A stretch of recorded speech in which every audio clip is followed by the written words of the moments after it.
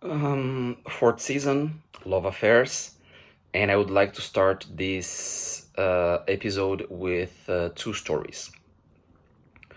When I was in the middle of my university degree, around my third year or something like this, I had to go through an operation in my lower back, and it was all good, and it solved my problem, and I had to stay in bed for 2 months, belly down, and I couldn't do basically anything in the recovery process. At that time, I had a girlfriend. We were together by the time of my operation for a year and a half, more or less, dating seriously, like boyfriend and girlfriend. And we had been together for a year and a half when the operation came through. And we didn't live together. I lived at my own place, she lived with her parents.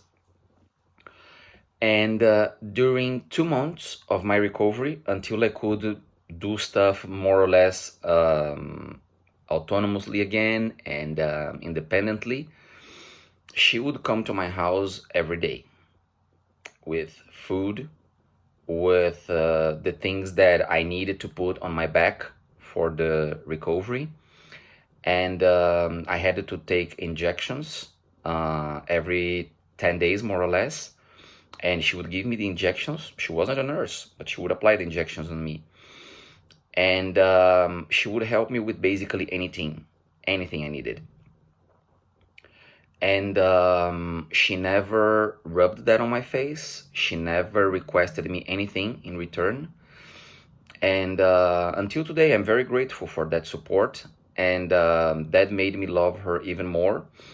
And that made me feel like doing things for her. Not because I thought I owned her anything, but because when people do things for you without expecting anything in return, or they never rub that on your face, or they never try to use that against you, you feel encouraged to do things for people with pure heart, no because you need to pay back something or anything like that. Okay, let's move forward to the period where I was finishing my PhD.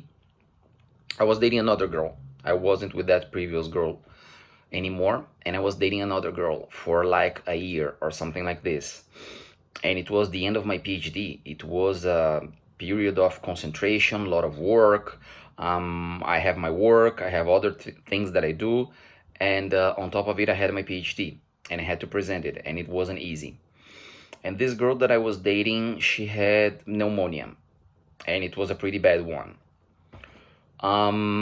She stayed in bed for almost 3 weeks, and she was very weak, and it was very difficult for her. And we were living together back then.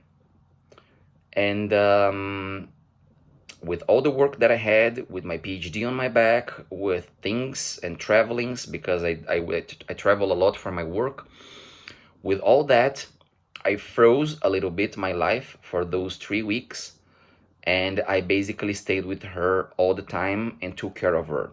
I bought medicine, I showered her, I changed her clothes because she was really weak. It really hit her hard. And I went to buy whatever was needed. I cooked for her, I took care of her, and I did it without expecting anything in return. I wasn't expecting anything at all in return. I loved her. I really did love her. And I just wanted her to recover as soon as possible because it was horrible to see her in that state. I felt very sorry and very bad for her. And then I took care of her without any problems, I didn't even think of it. It was just the thing to do, the obvious thing to do. And I did it, and I was very happy to do it, and I would do it again. And why am I telling you these two stories? Well, I'm telling you these two stories because I want you to understand the difference between being supportive and being a fool. You are supportive when you are in a relationship where things go well, you both love each other, you both care for each other, and everything is great. Everything is great. And then something happens to one of you. One of you falls sick, or one of you goes through a very hard time at work, at university, in family problems, or whatever. and you are there for the person. Think of you dating someone, you have a solid relationship, 3 4 years together, and you live together and everything is great, and suddenly this person contracts cancer, or something bad happens to this person to this magnitude.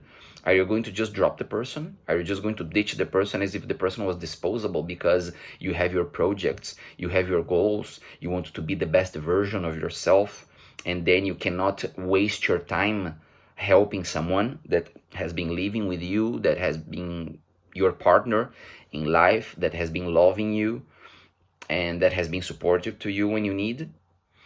If you think that you should ditch this person in this kind of circumstances, I don't even know what to tell you. I mean, this is not even human for me. It's just my perception. Maybe you don't agree, but that is not even human for me. You shouldn't definitely leave the person and ditch the person because the person is feeling bad. That is being caring. That is being loving. That is being someone who appreciates what the other person does for you, and doing something for the person as well. But when are you a fool? And you don't want to be a fool at all. You are a fool when you are with someone and this person lies to you. This person cheats on you. This person abuses you. This person does all kinds of nasty things to you, and you still, not only you stay with this person, which is already, I don't know, I don't even know how to define that. It's just, I look down on someone who does that. If you are with someone and this person does all the things that I just mentioned, and you still stay with this person, I think I cannot even respect you, to be very honest. And this person does all that to you and you stay with this person. But more, if someone attempts to offend this person, or if someone says anything bad about this person, you go out on a rant, you became furious, you just become wild, and you want to kill the person who said something against your partner, the partner that lies to you, cheats on you, fools you, and abuses you. If you do that, you're just a fool. You're just someone that is either extremely innocent or ignorant or silly without limits. You're just a fool. I think that's the best way to say it without being like really offensive and without using very, very bad and nasty words. And you don't want to be a fool, because if you're a fool, people will not respect you. People will not look at you and admire you. They will not be able to look at you as someone to be followed, or someone who is an example, or someone who must be respected.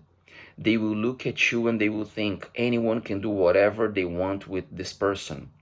This person can be abused and lied to and fooled without limits to any extent, and the person will still accept it. I totally understand if you want to defend someone you love. I totally understand if you want to defend your family, protect your people, and behave as someone who cares and who is protective of the people whom you love, you care, who are around you, your family, and so on. But understand that even for family, even for your mom and dad, even for your closest siblings, even for your boyfriend, girlfriend, husband, and wife, there is a limit that you should never cross. Because not only other people will look down on you and will not respect you, but the person with whom you are, they will look down on you. They will not respect you. They will keep pushing boundaries. They will keep lying, fooling you, and abusing you. And above all, if you are a public figure, or if you have a lot of friends, or if you have a public circle around you, or if you have a lot of people who follow you or who like you, you're just going to play a horrible role in front of all of them. You're just going to look like the biggest fool on earth. Don't do that. Don't do that. You have no obligation to stay with anyone that does the things that I just named above for you. And I don't care if the person is sick. I don't care if the person has a disorder. I don't care. I mean, there is a limit even for compassion, even for the love of the next. You cannot degrade yourself, lower yourself to a point where you can basically ruin your life, perhaps forever, in a way that cannot be fixed, just to protect the person you love, just to protect your family, just to protect people that lie to you, cheat on you, mistreat you, abuse you. Don't do that. Have some compassion in your heart, have love, care for the people, but don't be a fool. See you in the next episode.